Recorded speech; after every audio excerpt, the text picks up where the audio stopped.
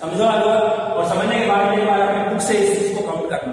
तो ये वाला पूरा मैंने डाल दिया है क्षेत्र, ये जनसंख्या का प्रधान क्षेत्र है और लगभग यहाँ से 60% पॉपुलेशन क्या करती है, स्टे करती है, पॉपुलेशन निवास करती है, एस्टैब्लिश है, यहाँ पर स्थायी रूप से निवास करती है। तो ये पूरे विश्व की 60% जनसंख्या यहाँ निवास करती है एशिया का।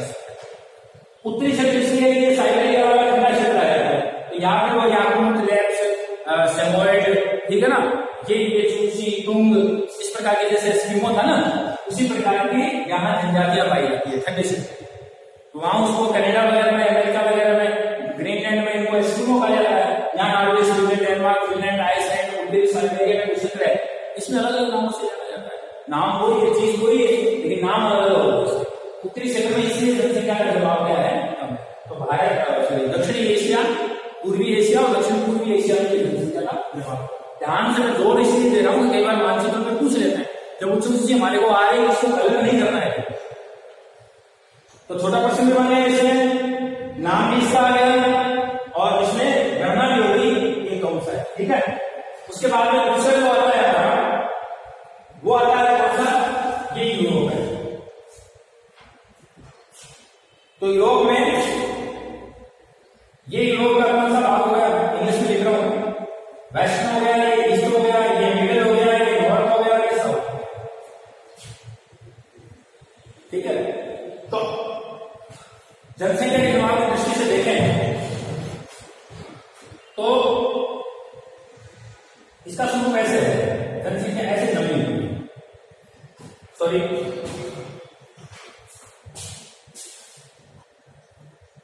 जनसंख्या का जवाब है वो इस तरीके से, क्योंकि ये समुद्र तटीय क्षेत्र है, ये भी समुद्र तटीय क्षेत्र है, हालांकि यहाँ बर्फ जमी रहती है, समुद्र तटीय क्षेत्र है। मध्यवर्ती क्षेत्र में यह कोयले का बहुत बड़ा जवाब है। तो 1750 में या 18वीं शताब्दी में जो पहली औद्योगिक क्रांति का सूत्रपात हुआ था, तो यह कोयले के जवाब के कारण आसपास में क्या हुए थे, उद्योग ज्यादा स्थापित हो गए थे। अब उद्योग ज्यादा स्थापित हो गए तो काम करने वाले लोगों की संख्या भी यहाँ बढ़ने लगी, तो यहाँ भी जनसंख्या ज्यादा बढ़ी, तो मध्यवर्ती यूरोप में भी जनसंख्या ज्यादा है। इसके अलावा डेनमार्क, आपके Norway, Sweden, Denmark, Finland, Iceland, ये जो उत्तरी यूरोप का क्षेत्र है, इसमें भी जनसंख्या का दबाव है। पश्चिमी यूरोप की अगर बात करें, जर्मनी है, फ्रांस है, ठीक है ना, इंग्लैंड है, इटली है, ठीक है ना, तो इनमें भी जनसंख्या का क्या पाया जाता है, जमाव आया है। तो ये जनसंख्या के जमाव के रूप में यूरोप का पश्चिमी हिस्सा रहता है, ठीक है ना। तो पश्चिमी, उत्तरी या मध्यवर्ती यूरोप जो है, ठीक है ना, उसकी अगर हम बात करें तो उसमें जनसंख्या का ये जवाब पाया जाता है। तीसरा जो हमारा है यूरोप का है मध्यवर्ती, ये वाला पश्चिमी और ये वाला उत्तरी, ये वाला जो क्षेत्र है वो कौन सा है, उत्तरी क्षेत्र है। इसमें हालांकि ये ठंडे क्षेत्र में आता है, लेकिन जनसंख्या का दबाव यहाँ पाया जाता है। तो ये उत्तरी क्षेत्र का है, नॉर्वे आ गया, डेनमार्क आ गया, फिनलैंड आ गया, आइसलैंड आ गया, स्वीडन आ गया, ठीक है ना। इनको सबको मिलाकर एक नाम आता है, उस नाम को बोलते हैं स्कैंडिनेविया। स्कैंडिनेविया, स्कैंडिनेविया के देश, स्कैंडिनेविया के देश, जैसे इसको बोलते हैं ना गल्फ कंट्रीज, क्या बोलते हैं, गल्फ कंट्रीज बोलते हैं, या अरब के देश बोलते हैं, खाड़ी के देश बोलते हैं। तो जो खाड़ियों का देश है इसलिए इनका नाम रखा जाता है खाड़ी के देश। अब खाड़ी दो प्रकार की होती है, खाड़ी और खाड़ी। एक खाड़ी को बोलते हैं बे, एक खाड़ी को बोलते हैं गल्फ। दोनों ही खाड़ी होती है, दोनों ही खाड़ी होती है। आपने 11वीं क्लास में इनको अच्छी तरह से समझा होगा कि खाड़ी किसे कहते हैं, खाड़ी किसे, बे किसे कहते हैं और गल्फ किसे कहते हैं, ठीक है ना। तो ये जो गल्फ कंट्री है, गल्फ कंट्री मतलब खाड़ी के जो देश है, जैसे ईरान, इराक, ठीक है ना, आपके ओमान, सऊदी अरब, ये सारे क्या है खाड़ियों में, और अरब के प्रायद्वीप में, संसार का सबसे बड़ा प्रायद्वीप है जो तीन तरफ से समुद्र से घिरा हुआ होता है, वो प्रायद्वीप कहलाता है, और जो तीन तरफ से स्थल से घिरी होता है जलीय क्षेत्र, वो खाड़ी होता है। ये थोड़ा सा ध्यान रखना, जो भूभाग तीन तरफ से समुद्र से घिरा हुआ होता है वो तो है प्रायद्वीप, और जो जलीय क्षेत्र तीन तरफ से स्थल भाग से घिरा होता है वो खाड़ी पे, ठीक है ना। इनमें थोड़ा सा डिफरेंस होता है, थोड़ा आगे बात करेंगे, डिस्कस करेंगे इससे। तो ये खाड़ी के देश होते हैं। इसी प्रकार इनको बोलते हैं सबको मिलाकर स्कैंडिनेविया कंट्रीज। क्या बोलते हैं? Scandinavia countries. ये नॉर्थ अमेरिका, नॉर्थ अमेरिका उत्तरी पूर्वी भाग, तो ये नॉर्थ अमेरिका, ये तो हो गया पूर्वी भाग और ये हो गया उत्तरी पूर्वी भाग। बात समझ आया? तो ये जो जनसंख्या का क्षेत्र है न्यूयॉर्क वगैरह का जो स्थिति है, ठीक है ना, वैंकूवर वगैरह का जो भारत आता है वो यहाँ है। तो जो ऊपर का जो हिस्सा रहता है वो कनाडा का है, ऊपर कनाडा है, ये अलास्का है, अलास्का है, ये वाला जो है वो कनाडा है, ये यूएसए है। अब यूएसए का उत्तरी पाकिस्तान का जो हिस्सा है इसमें क्या है कि ये वाला तो एक इसमें आता है नॉर्थ ईस्ट में, उत्तरी पूर्वी भाग में। समझ आया? तो ये तीन प्रधान क्षेत्र होंगे। जब आपको मानचित्र में पूछा जाएगा कि विश्व के सघन जनसंख्या वाले क्षेत्रों को मानचित्र में दर्शाइए, तो आपको क्या दर्शाना है? एक एशिया का क्षेत्र तो है, पूर्वी दक्षिणी और दक्षिण पूर्वी एशिया क्षेत्र, फिर यूरोप को दर्शाना है मध्यवर्ती उत्तरी और पश्चिमी यूरोपीय क्षेत्र, फिर अमेरिका में दर्शाना है तो उत्तरी अमेरिका का उत्तर पूर्वी हिस्सा। तो ये इसके अंदर आपको प्रदर्शित करना है, ठीक है। तो यहाँ जनसंख्या सघन पाई जाती है। इसके पीछे और भी बहुत से कारण हैं। मैदानी क्षेत्र है, खनिजों की उपलब्धता है, ठीक है ना, समतल भूमि पाई जाती है, कृषि योग्य व्यवस्थाएं हैं। दूसरा मैंने कहा वो सब के सब समुद्र तटीय क्षेत्र पर है। एक चीज को नोट किया आपने, यहाँ देखिए आप कि सारे के सारे समुद्र तटों के किनारे हैं। इधर भी देखो ये भूमध्य रेखा वाला क्षेत्र आ गया, ठीक है ना, इटली वगैरह। ये क्या है? देखिए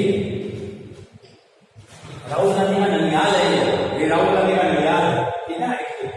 इसके पास यूगोस्लाविया है ना, इसलिए जहां हमेशा यहाँ पे जलवायु क्या कहते हैं उसको, ज्वालामुखी पड़ा होगा, तो जलशक्ति ज्वालामुखी का क्षेत्र यह माना जाता है, शामोली वगैरह का, ठीक है ना। तो ये क्या है? सारे के सारे प्रधान क्षेत्र है।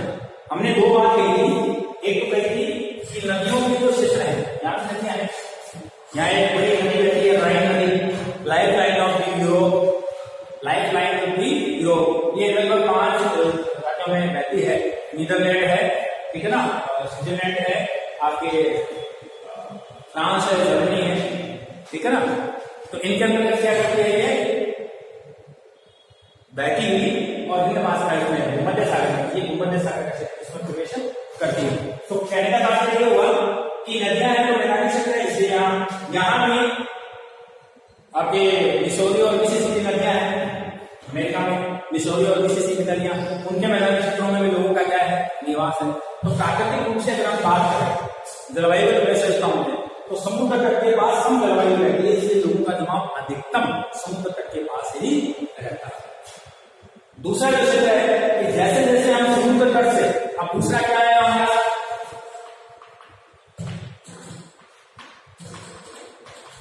सामान्य क्षेत्र। पहला जो था हमारा वो क्या था? सघन क्षेत्र, और दूसरा जो हमारा वो कौन सा है? सामान्य क्षेत्र। तो सामान्य क्षेत्र में एक चीज ध्यान रखना, इसमें ये चीज सबसे इंपॉर्टेंट मानी जाती है, खनिज। खनिज का जो पार्ट है वो सबसे इंपॉर्टेंट माना जाता है। जैसे मान लो समुद्र तट से अंदर की तरफ जो समुद्र तट के क्षेत्र है उससे भूमि का जो हिस्सा है या जो प्रदेश का हिस्सा है उसके आंतरिक भाग में जैसे जैसे हम अंदर जाते जाएंगे समुद्र तट से अंदर की तरफ, जैसे ये भारत के अंदर की तरफ, चाइना के अंदर की तरफ, इन द्वीपों के बीच अंदर की तरफ, ठीक है ना, ऑस्ट्रेलिया है और इंडिया के यहाँ, ठीक है ना, तो ये क्षेत्र है, ठीक है ना। दक्षिण अमेरिका ये रॉकीज और एंडीज पर्वतमाला है, ऊपर वाली रॉकीज है, ये रॉकीज और ये एंडीज, ये दोनों क्या है? पर्वतमाला है। सबसे लंबी, विश्व की सबसे लंबी पर्वतमाला जो है वो क्या है? रॉकीज और एंडीज अमेरिका में। तो रॉकीज और अमेरिका में यहाँ चिली है, चिली, ठीक है ना, एक देश का नाम है चिली, यूरुग्वे, पैराग्वे, ये कई से देश है, ब्राजील, अर्जेंटीना। तो यहाँ क्या है, चिली जो है, तो चिली में क्या है, तांबा निकाला जाता है। तांबा निकाला जाता है। तांबा क्या है, खनिज पदार्थ है, और खनिज पदार्थ होगा तो निश्चित वहां औद्योगिक व्यवस्थाएं भी होंगी, और औद्योगिक व्यवस्था है तो निश्चित रूप से वहां खोज लेने के लिए और उस उद्योगों में परिष्कृत करने के लिए लोगों की आवश्यकता पड़ती है, तो लोगों का यहाँ दबाव ज्यादा रहता है। समुद्र तट की अपेक्षा कम रहता है, लेकिन खनिज पदार्थ ही एक ऐसा पदार्थ है कि ध्यान रखना एक बात, खनिज पदार्थ की बात ना करके हम बात करें रोजगार की, जहां लोगों को रोजगार मिलता है, चाहे परिस्थिति कैसी भी हो, परिस्थिति कैसी भी हो, अगर विषम परिस्थिति है तो भी लोग वहां पर रोजगार करने के लिए जाएंगे, सम परिस्थिति है तो भी वहां पर लोग जाएंगे वहां व्यापार करने के लिए, रोजगार करने के लिए। तो ये जो जलवायु इसका अनुकूल जलवायु क्षेत्र है, इसके अंदर आते हैं तो थोड़ी अनुकूलता में क्या जाती है कमी, लेकिन वहां खनिज पदार्थ उपलब्ध होते हैं, तो इन खनिज पदार्थों की उपलब्धता के कारण लोग जो है यहाँ पर निवास करते हैं। ठीक है ना। कनाडा जो है, तो कनाडा में क्या है, यूरेनियम निकलता है, तो यूरेनियम निकालने के लिए यहाँ पर क्या है, जनसंख्या का दबाव ज्यादा है। ये सामान्य जनसंख्या, अंदर की तरफ आ रहे हैं ना, वो सामान्य जनसंख्या, समुद्र तटों के पास है वो सघन जनसंख्या, ये चीज का ध्यान रखना। उसी प्रकार से अगर हम बात करें अफ्रीका में टिम्बरलैंड की खान है, तो वहां भी क्या निकाला जाता है, सोना निकाला जाता है। ऑस्ट्रेलिया है, तो ऑस्ट्रेलिया में क्या है, जो दक्षिण पूर्वी ऑस्ट्रेलिया है, या कुल गाड़ी और कालगुली दो सोने की खान है, कुल गाड़ी और कालगुली दो सोने की खान है। और इसके अलावा सेंसी और सांसी दो कोयले की क्या है, खाने हैं। ठीक है, तो सेंसी और सांसी कोयले की खाने हैं, वहां लोगों का जवाब मिलेगा। कुल गाड़ी और क्या नाम उसका, कालगुली है, वह सोने की खान है। ट्रिम्बेलन है, वहां सोने की खान है। जहां तांबा निकलता है चिली में, वहां खान है। यूरेनियम वहां खान है। भारत में जहां लोहा निकाला जाता है, झारखंड का छोटा नागपुर का पठार जो हिस्सा आता है, उसके अंतर्गत जनसंख्या का जवाब क्या पाया जाता है, ज्यादा पाया जाता है। लेकिन इतना ज्यादा नहीं पाया जाता तो ये समुद्र तट के पास है, उनसे थोड़ा कम पाया जाता है। तो जहां खनिजों की उपलब्धता होती है, वहां परिस्थिति से कैसे भी हो, लोगों का जमाव वहां पाया जाता है, क्योंकि वो रोजगार के साधन के रूप में माना जाता है। नेक्स्ट में माना जाएगा, उसको हम बोलते हैं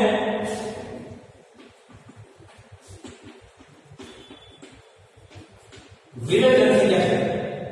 कौन सा बोलते हैं, विरल जनसंख्या क्षेत्र। तो जहां ऊबड़ खाबड़ भूमि है, घाटियां हैं, ऊंचे पर्वतीय क्षेत्र हैं, वनीय भूमि है, जहां सामान्य लोगों का आना जाना क्या होता है, कम होता है, ऐसे जो लोग निवास करते हैं, तो वो क्या करते हैं, एक से इकट्ठे नहीं रहते, छितरे रूप में रहते हैं। कुछ पहाड़ियों पर रहते हैं, कुछ घास फूस के क्षेत्रों में रहते हैं, कुछ घास के मैदानों में रहते हैं, कुछ वनीय क्षेत्रों में रहते हैं, कुछ आपके जो बीहड़ वगैरह होते हैं उनके अंतर्गत रहते हैं।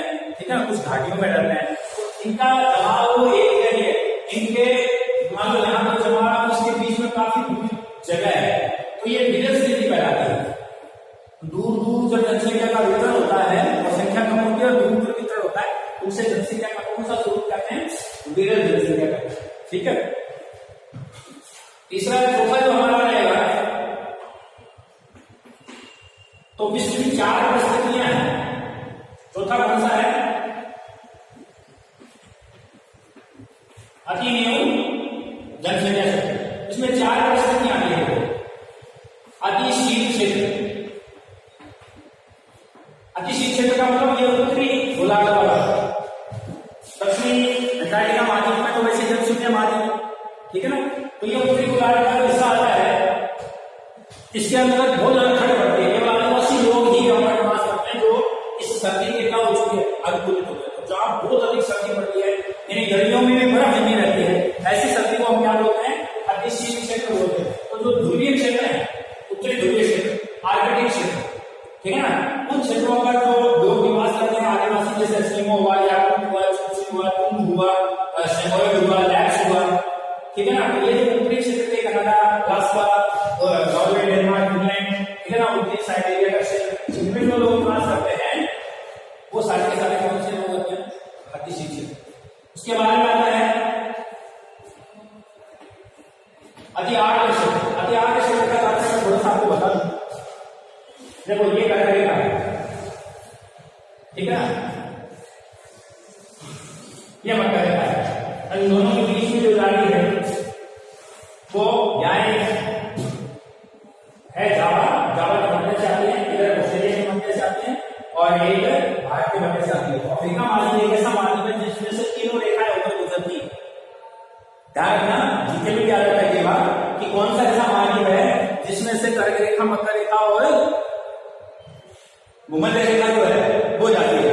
तो इसमें देखिए आर्द्र क्षेत्र अगर हम बात करें तो जहां बहुत अधिक नमी रहती है, ठीक है ना, तो इससे 5 डिग्री उत्तरी और 5 डिग्री दक्षिणी, इसको बोलते हैं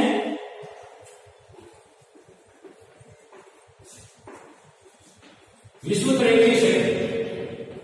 क्या बोलते हैं? विषुवतरेखीय क्षेत्र। तो विषुवतरेखीय क्षेत्र बोल दो, मध्यरेखीय क्षेत्र बोल दो, ठीक है ना। तो ये यहाँ बाद दोपहर वर्षा होती है, हर बाद दोपहर क्या होती है वर्षा, इसमें नमी बहुत ज्यादा होती है, ठीक है ना।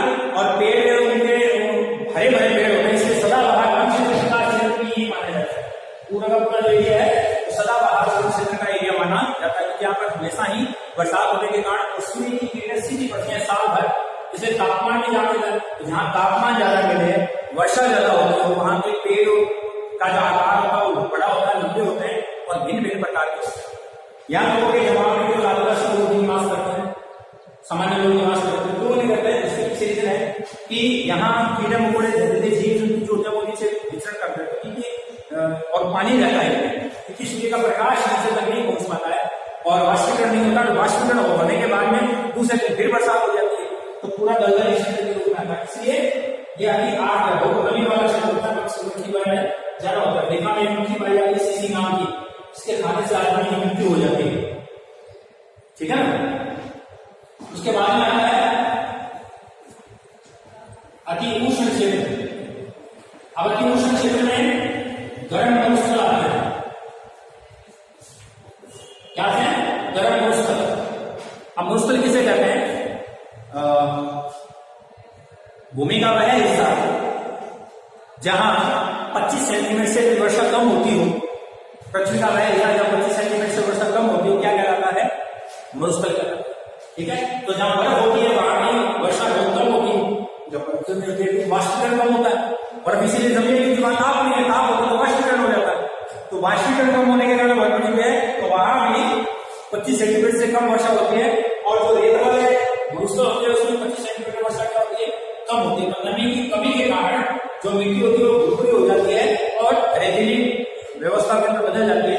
उसी का नाम बोलते हैं मरुस्थल, रेत का स्तर, ठीक है ना। तो गर्म और ठंडे क्षेत्र, अब इसमें नाम क्या है? उष्ण क्षेत्र है, तो इसलिए मैंने नाम दिया गर्म। तो जितने भी अपने मरुस्थलीय भाग है, जितने भी मरुस्थलीय भाग है, उन मरुस्थलीय भागों के अंदर जनसंख्या का जवाब क्या पाया जाता है? कम पाया जाता है, क्योंकि बहुत अधिक ताप है। इसके अलावा उष्णकटिबंधीय क्षेत्र जो है साढ़े 23 डिग्री उत्तरी और साढ़े 23 डिग्री दक्षिणी में भी साल भर में तापमान ऊंचा होता रहता है, गर्मी की मात्रा ज्यादा रहती है। इसलिए उस क्षेत्र में जनसंख्या का जवाब आंतरिक भागों में, जहां जहां उष्णकटिबंध और उष्णकटिबंध का उत्तरी और दक्षिणी भाग आता है, उन क्षेत्र के आंतरिक भागों में लोगों का जवाब क्या पाया जाता है? कम पाया जाता है। उसके बाद में आता है शीतल के आगे अब आता है अतिशुष्क। अब अतिशुष्क में यही बात इसलिए मरुस्थल में शुष्कता यानी नमी की कमी। शुष्कता का तात्पर्य हो गया नमी की कमी।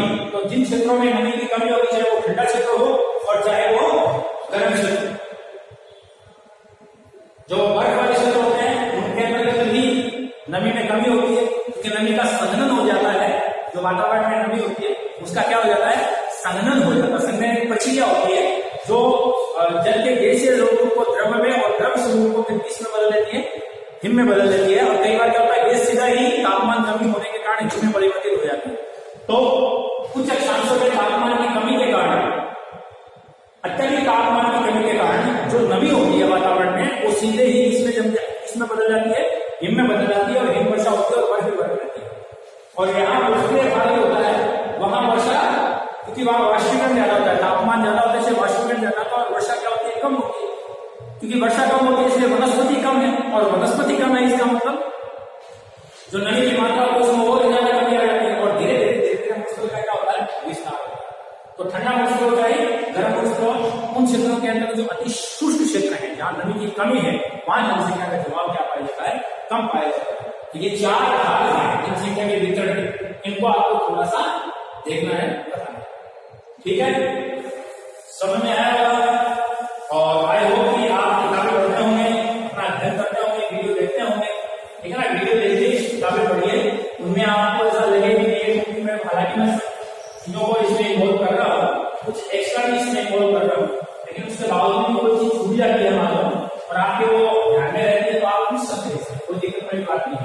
एक थोड़ा सा मैं इसको होता है आपके को कंफ्यूजन देते हैं, ठीक है ना।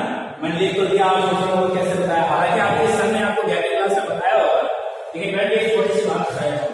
देखो 2 चीज बताई गई, समय नहीं है, प्रायोगिक और खंड और खंड। इसमें क्या है बे और इसमें क्या है गल्फ, ये पहले से, ठीक है, प्रायोगिक का पहले से।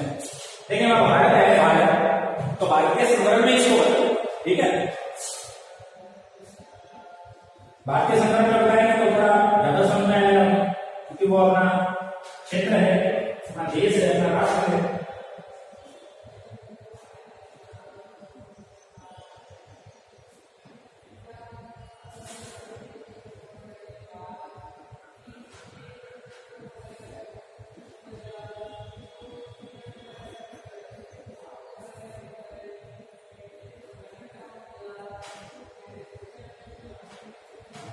ठीक है, इसमें आपको देखना है। देखो यहां कौन सा महासागर है, अरब सागर। यहां क्या है, बंगाल की खाड़ी, और यहां क्या है, हिंद महासागर। अगर आपने सर की पूरा क्लास नहीं लिया, हो सकता है उस समय एब्सेंट हो गए, सर ने बताया हो, कोई बात नहीं, इसको मैं बता देता हूँ, ठीक है ना। खाड़ी पानी में क्या डिफरेंस होता है, देखिए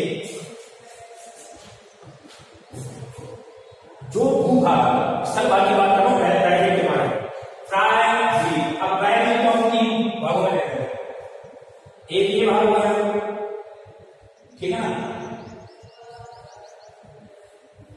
एक ये भाग हो गया,